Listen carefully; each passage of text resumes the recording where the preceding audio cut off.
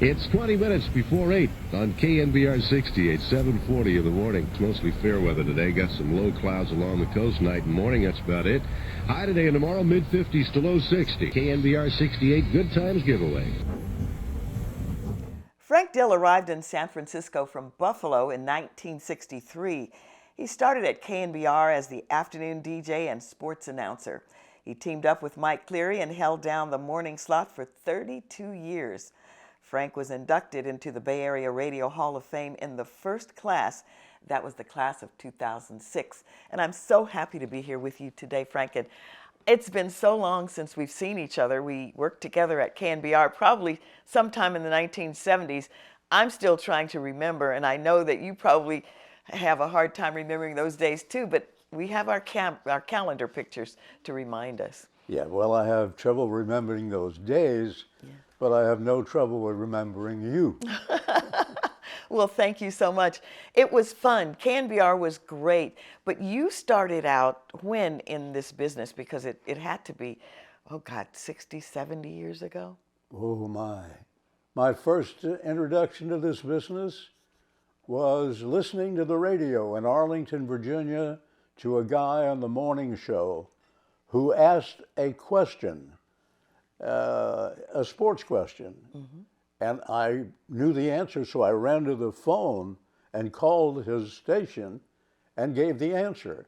And he came back on after playing a song or something and said, well, we have our winner, Frank Dill from Washington Lee High School. And I heard my name on the radio. Anyway, that led to my rushing to the phone every morning I could to try to answer his sports question. And several times I got through, so he got to know my name. He called the house one day and said to my mother, we're thinking about a television show. This is 1948. Wow. Television was brand new. I know, yeah. Anyway, to make a long story short, he started a television show called the Tele-Whiz Kids. I was one of the 3 kids on this TV show answering sports things. And from that, I started playing softball with the engineers and the other guys who were at the television station. I played softball on the Washington Monument grounds with them on Saturday mornings and got to know all these guys in the business. I was no longer in high school, so they hired me as an office boy. And from that, I became an operator in the studio. You know, I would set up the props and all. From one thing led to another, and I've been in broadcasting one form or another ever since. And how did you get to San Francisco? When did you get here? When I came to San Francisco in 1963, I got the job because the manager of KNBR was the left fielder on my softball team on the Washington Monument grounds. And he had seen me and heard me in Buffalo. And he offered me the job here in San Francisco. So that's how I got here. And you started out as like doing sports and that kind of thing on KNBR. How did it end up that you were on a show with Mike Cleary? Well, eventually I became the morning man at KNBR rather than the afternoon guy. And we had a guy who followed me on the air that I didn't think was very good. In other words, he came on when I went off it. He was on at 10. Yes. I suggested to the manager that there's this other guy that they had hired who was on later in the day would be better at 10 a.m., Mike Cleary. I thought he sounded good. So they put him in at 10 a.m., and then Mike started coming in during the last hour of my show. And occasionally we would exchange comments and so on and so forth. That evolved into someone suggesting we'd make a good team. I kind of held back from that idea. I said I'd give it a try, but I didn't want to lose my spot on the air, if you know what I mean. Of course. Just Yeah. business-wise. Yeah. So I said I'd give it a try. We could try it for 6 months, and if I didn't like it, then we'd back off. Well, I loved it. So we remained partners, Frank and Mike, in the morning for a lot of years. How did that partnership change your career, if at all? Changed my career tremendously because now I was half of a team rather than the guy in the morning, right? Yeah. And it changed my personality on the air quite a bit. But as long as Mike was with me and playing different characters and making me laugh, it all worked. And as long as it was working, we were both happy. So why do you think the show was so popular? Because I remember it really well, and I remember I was a minor character, as I said, on one of, I don't know which one it was, but it was fun to do. It was a fun time, and we would come into the studio and just be there with you guys, and it was just fun. Was that the motivating factor, just having fun? Other than being a good broadcaster. We had fun. Mike and I had fun. Mm-hmm. It took a while because when we became a team, he would sit at one mic and I'm at another. But if he did a character, if he wanted to do a character voice, mm-hmm. at first he couldn't do it in front of me. So he had to go down the hall and call in on the phone. Is that why we had so many phone calls? Yeah. But then, of course, gradually he was able to do it in front of me. So we rigged the microphone in the studio so that he could throw a switch so that that microphone sounded like he was on the phone. And then he could do these phone-ins sitting next to me. Mm-hmm. He would occasionally write a little script because he thought up a character, and he'd give me a piece of the script, you know, and he would play this new character, and I would try to follow the script that he had written for me, and frequently we'd get all mixed up with the script. So we started throwing scripts away, and we would just ad-lib these things. But he became the voice of many different characters. He had a newsman, O'Bradley. Yes, I remember O'Bradley. And he would tell stories as this O'Bradley. And I would fall over laughing. And a lot of people thought, a lot of listeners told me, they thought it was funny because I would laugh so hard. It's true, but it because was genuine laughter. Well, you had the best laugh. You absolutely had the best laugh. You still do. I think I remember one of the other characters is Julia Chives. Julia Chives. The cooking, was she a cooking maven? Yes. I can't remember. And he had Connie, oh gosh, I'm trying to remember, Mike. I'm sorry, Mike, I'm losing my place here. Connie Sewer. Oh, yes, Connie Sewer. She I remember was Connie the wine Sewer. expert. Yes. Connie Sewer, yeah. Absolutely. But see, those are the kinds of things that we love to hear.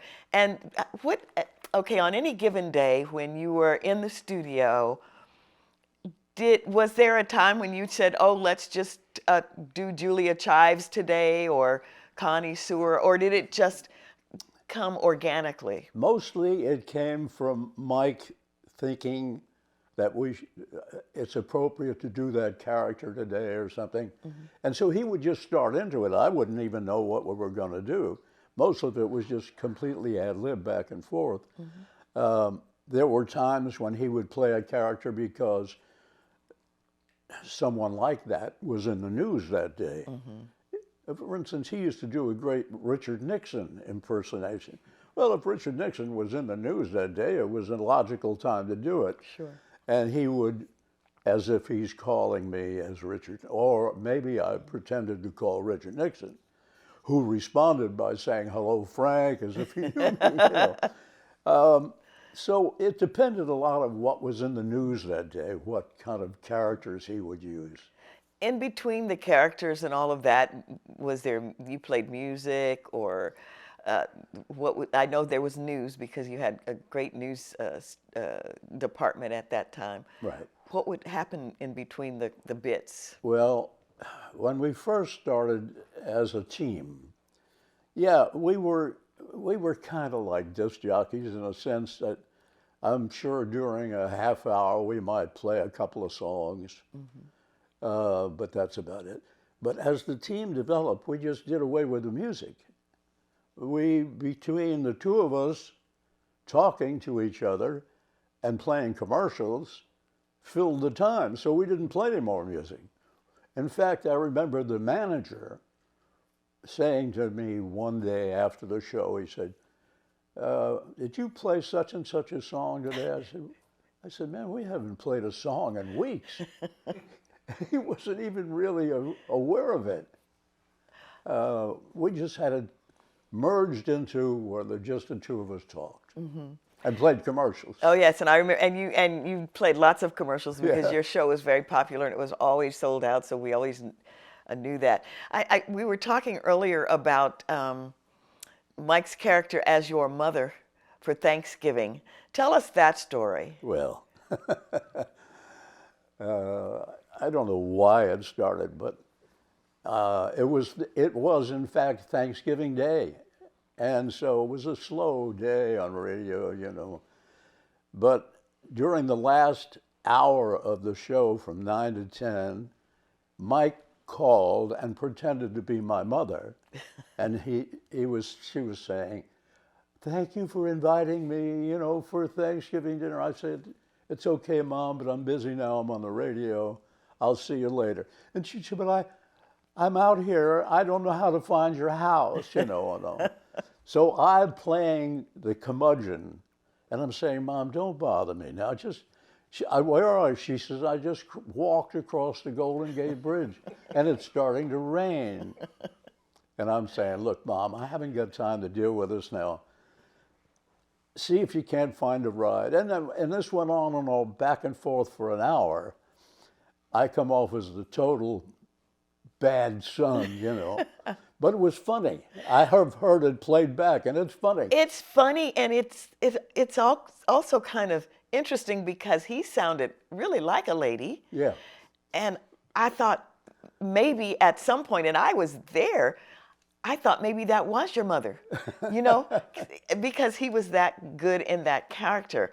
And I don't know how he came up with that, and I'll have to ask him at some point. I don't either. I'll tell you. It was funny because she kept complaining about the raining, and we had calls coming in to the station from truckers saying they wanted to know where she was because they would give her a ride. So they were believing it. It was believable. I was believing it, and I knew better. I mean, it sounded, when I first heard it, I thought it was authentic. I really did. I really did. So that's how good you guys were. And that was one of the highlights because, you know, holiday time in broadcasting is really kind of, Slow day. Slow. Right. And especially on Thanksgiving and Christmas. So that was like that was a big deal. That was a big story. Were there any stories or characters that were off limits, or did you guys just go full out with whatever was happening at the time? I don't think there were any characters that were off limits. Sometimes some of the bits I guess got a little racy. Yes, they did. We had a character who lived in the Widow Fleesnicker.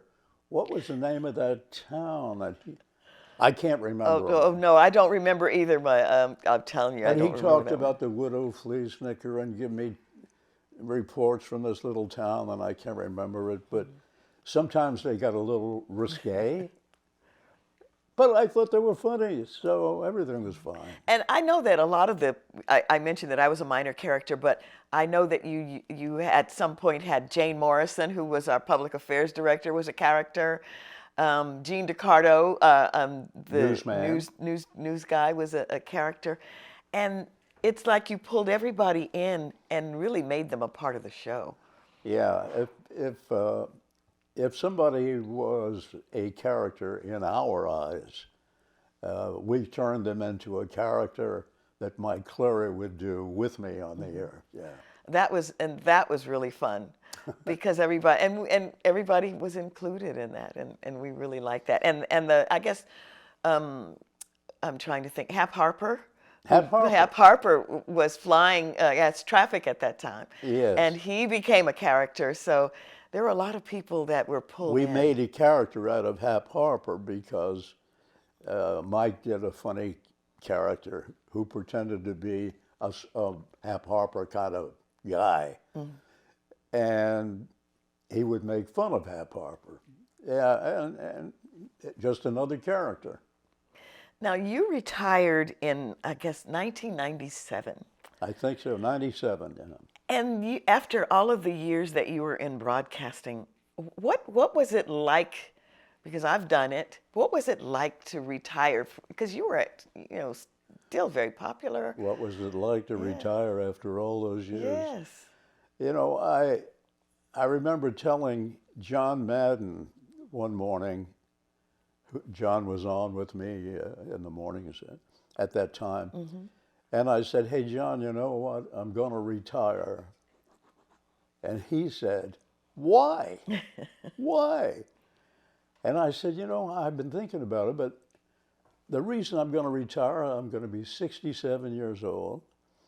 And there are so many places I'd like to go to and see that I don't have time doing on little vacations.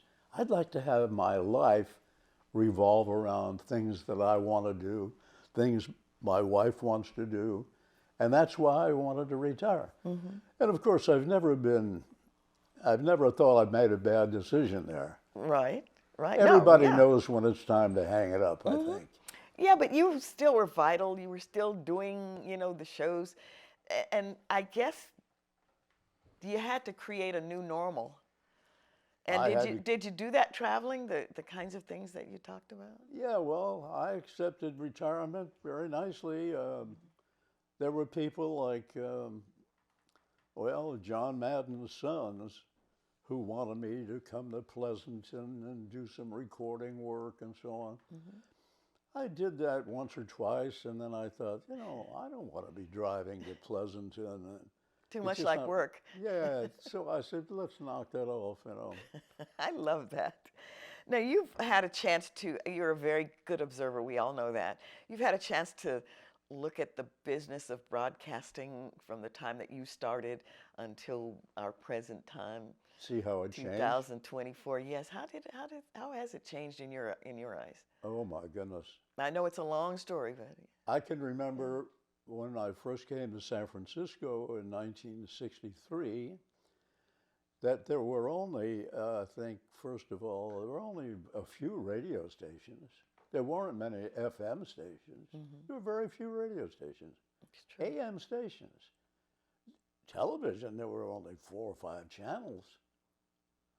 So how did it change?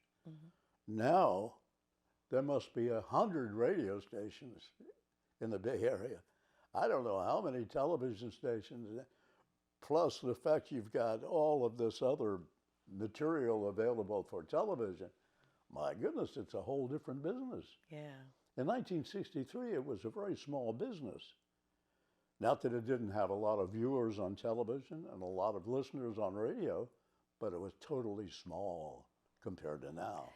Were you, and the parameters that you had to work within, the things that you couldn't say in 1963 and the things you probably could say now, what were the limitations in 1963 or 64 in that area? Gosh. Do you recall? I don't really know that it was that different. I don't feel that it was restricted in 63.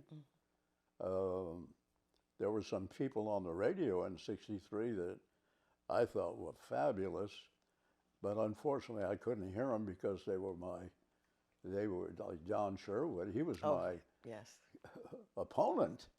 sure. He was great. I wished I could do the things that Don Sherwood was doing on KSFO. I sounded pretty flat on KNBR compared to him. Things were different. I don't know. I've always felt good about competing with the other stations and so on. We didn't always have the biggest ratings, but we did pretty well over the years. And I was always grateful for the listeners, and that's about it. I don't know. I don't know what else to say. Now, well, you were great. Speaking of that, as a solo performer, I mean, obviously you did very well. But then you got Mike Cleary as a partner. Did that, excuse me, did that make you a better performer or just expanded what Made me you a did? different performer. I was, as a solo act, I tried to be snappy, keep things moving. You know, in my ears, I was being a perfectionist in radio. When Mike and I became partners on the air, I totally loosened up. Now it was just all pure fun as far as I was concerned. It was laugh time for me, fun time for me. A few years before I retired, Mike Cleary left the station. I think I did 2 or 3 years solo after Mike left. I had to go back into my old zip mode, and I used other people instead of Mike. I used Mayor Willie Brown. I used other real-life people. Mayor Willie Brown was attending the convention in San Diego. Mayor Willie Brown became the guy I got on the phone because Mike wasn't there to be on the phone. I'd get Mayor Willie Brown on the phone. I'd find other people like that, and I'd get them on the phone.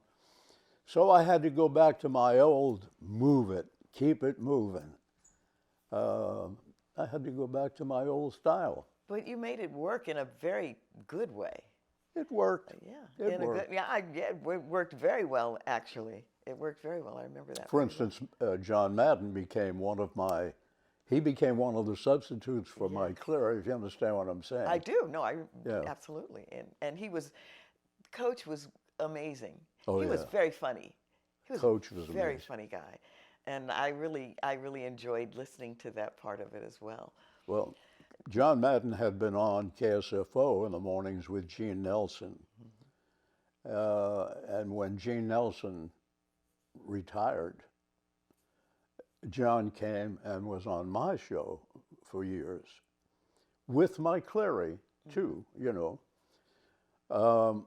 But then when I retired, John went to KCBS. And now my friend Stan Bunger is coming out with a book called Madden in the Morning. And it'll include a lot of stories, obviously, where Madden and Stan were on the air together. But it'll include some when John was on with Frank, and John was on with Gene Nelson before that. His book's going to be very funny. I am very excited to read the book as well, and we've talked about that. Madden in the Morning. Madden in the Morning, yes. This is a living history interview. And so in terms of history itself, what is it that you would like everybody to know about your history in this business? About my history? Well, that I was just a lucky guy who stumbled into broadcasting as a teenager. And except for a few years in the Air Force where I was overseas during the Korean War, and even then I was on Armed Forces Radio Service, so I was going to say all those years I've been somehow attached to broadcasting. It all worked out very well. I met a woman in Little Rock, Arkansas, where I was working fresh out of the Air Force. I married her, and 70 years later, we're still married. Yes. So you're about to make me cry. Oh, no, I don't, you will not cry. This is a wonderful, I'm getting emotional. I know, it's okay. To think I'm 93 years old and you're still interested in talking to me. Well, why wouldn't we be? Why wouldn't we be? That's enough to make anybody emotional. Yeah. No, this is living history, and you're a living human being, and you are valuable and viable, and you have all of these things in your head, and now I'm making myself cry. But but I know what you're saying. It's great to be able to communicate, Yeah. and to share your story with all of the folks who will be watching this video, and who will, in the years to come, say, God, I remember listening to Frank Dill, and here you are, and thank you. Well, Grateful. it's a pleasure for me to be with you and to have a chance to remember some of the highlights of my broadcasting career. I was lucky. I just had so much luck. And I love the business. Mm-hmm. I still love radio, TV. I hope radio never goes away. Yes, I do too. It's certainly changed a lot as we It's changed a lot. It's changed a lot. Frank, you're amazing. I appreciate you, and we're grateful that you're here with us in our Living History series, and looking forward to maybe, who knows, revisiting this in a Thank couple you, of Rosie. years. And you. thank all the people who remember listening to me or seeing me on TV. Thank you very much. Oh, you're welcome. And we'll talk soon.